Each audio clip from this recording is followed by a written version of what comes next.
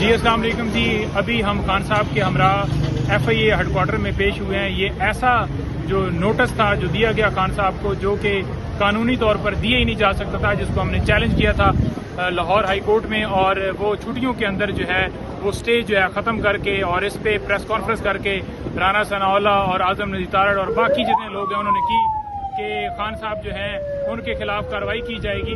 تو لہٰذا آج خان صاحب جو ہے یہاں پر پیش ہوئے۔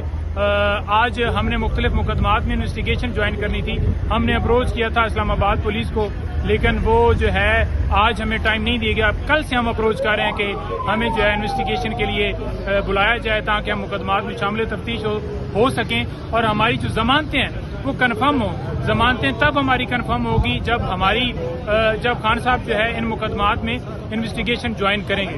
تو لہٰذا وہ آج سے ڈیٹ جو ہے نہیں دی گئی اور کل کے لیے ڈیٹ دے دی گئی ہے۔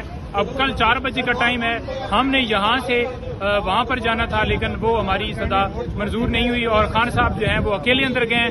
لیگل ٹیم بالکل ساتھ نہیں ہے۔ خان صاحب تیار ہیں پورے، کسی حوالے سے اس کیس میں گرفتاری نہیں ہو سکتی کیونکہ ہائی کورٹ نے پروٹیکشن دے دیا کہ آپ نے کسی نامعلوم ایف آئی آر میں گرفتار نہیں کرنا۔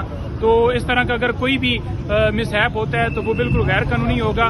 خان صاحب کے ساتھ لیگل ٹیم نہیں ہے لیکن خان صاحب مکمل طور پر سارے لیگل پہلو بھی جانتے ہیں، پورے وکیل بن چکے ہیں اور خان صاحب جو ہیں وہ اس کیس کے حوالے سے سارے فیکٹس جانتے ہیں، ہر سوال کا جواب ان کے پاس ہے۔ بہت شکریہ، تھینک یو۔